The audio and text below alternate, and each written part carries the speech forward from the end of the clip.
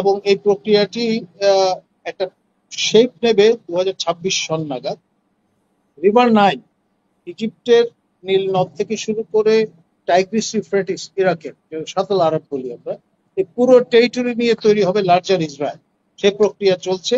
যে কাণ্ডটা হলো, আপনার বাটার দোকান লুট হলো, ডোমিনোজ পিৎজা লুটপাট হলো, হামলা হলো।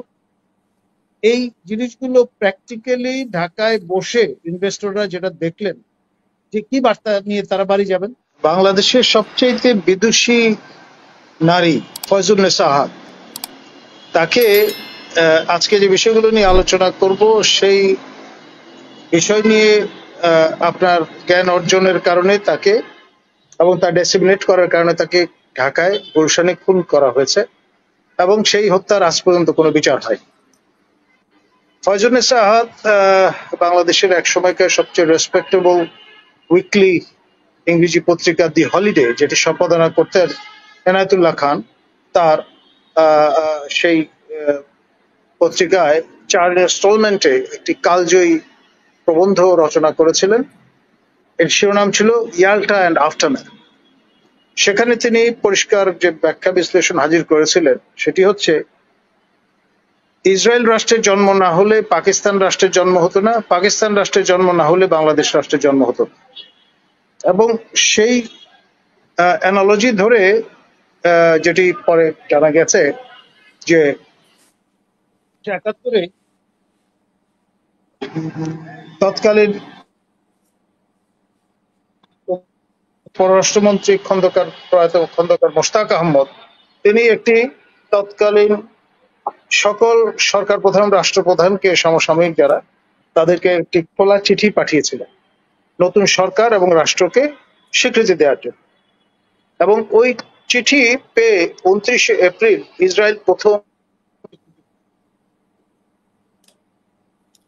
এই যে যুগান্তকারী ঘটনাটি, সেটা কিন্তু আমাদের ইতিহাসে অনুপস্থিত। অফিসিয়াল যে ন্যারেটিভ আছে সেখানে বলা আছে যে ভুটান বাংলাদেশকে প্রথম স্বীকৃতি দেয়, তারপর ভারত।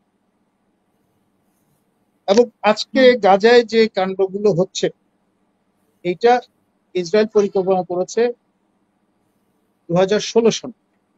তাদের চিন্তা, গাজা তারা খালি করে ফেলবে এবং এই গাজাবাসী যারা অবশিষ্ট থাকবে তাদেরকে তারা স্থানান্তর করবে ভূমধ্যসাগরে একটি কৃত্রিম দ্বীপে, যেটা কৃত্রিম ভাবে তৈরি করবে তারা। এবং তাদের পরিকল্পনা হচ্ছে লার্জার জায়ন ল্যান্ড তৈরি করবার। এবং এই প্রক্রিয়াটি একটা শেপ নেবে 2026 সন নাগাদ। রিভার নাইল, ইজিপ্টের নীল নদ থেকে শুরু করে টাইগ্রিস ইউফ্রেটিস, ইরাকের সাতল আরব বলি আমরা, এই পুরো টেরিটরি নিয়ে তৈরি হবে লার্জার ইসরায়েল। সেই প্রক্রিয়া চলছে। গাজা খালি করে দেওয়ার যে কার্যক্রম, এটা তার অংশ। ইতিমধ্যে আপনার গাজার সঙ্গে সঙ্গে, মানে আপনি জানেন যে রাফা খালি করে ফেলা হয়েছে, অন্যান্য অঞ্চলও খালি করার প্রক্রিয়া প্রায় চূড়ান্ত। আর এর পাশাপাশি আপনার ওয়েস্ট ব্যাংকও খালি করে ফেলার প্রক্রিয়া শুরু করা হয়েছে। ইতিমধ্যে আপনার দক্ষিণ সিরিয়ার নিয়ন্ত্রণ লাভ করেছে ইসরায়েল। এবং এই পুরো প্রক্রিয়াটি তাদের যে মাইট আছে, তাদের যে ইনফ্লুয়েন্স আছে, তাদের যে জ্ঞান আছে, তাদের পক্ষে কার্যকর করা অসম্ভব বলে আমি মনে করি না। আমরা যে স্টাইলে আপনার রেসপন্ড করছি, এটা টু লিটল টু লেট। এক। 2 নাম্বার হচ্ছে আমাদের তথ্যগত ঘাটতি সবচাইতে কম, মানে ওই অর্থে সবচেয়ে তথ্যগত দিক থেকে আমরা সমৃদ্ধ নই, এবং রেশনাল কোনো ফ্রেমওয়ার্কে আমরা অপারেট করছি না। খেয়াল করে দেখেন, আমরা 3 দিন ব্যাপী এই যে ইনভেস্টর্স একটা সম্মেলন ঢাকায় করছি, আজকে 7 তারিখে যে কাণ্ডটা হলো, আপনার বাটার দোকান লুট হলো, ডোমিনোজ পিৎজা লুটপাট হলো, হামলা হলো। এই জিনিসগুলো প্র্যাকটিক্যালি ঢাকায় বসে ইনভেস্টররা যেটা দেখলেন যে কি বার্তা নিয়ে তারা বাড়ি যাবেন। আমাদের অর্থনীতি নিজের হাতে আমরা সবল করার মতো, দুর্বল করার জন্য যা যা উপকরণ দরকার হাতে কলমে চোখের সামনে আমরা দেখিয়ে দিলাম। আর ইমোশন দিয়ে আর যাই হোক রেশনাল থিঙ্কিং হয় না।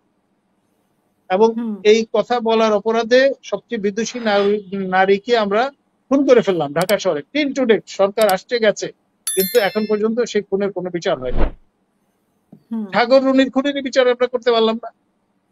আর ফয়জুন্নেসা আহাত তো আর আগের ঘটনা। ধন্যবাদ।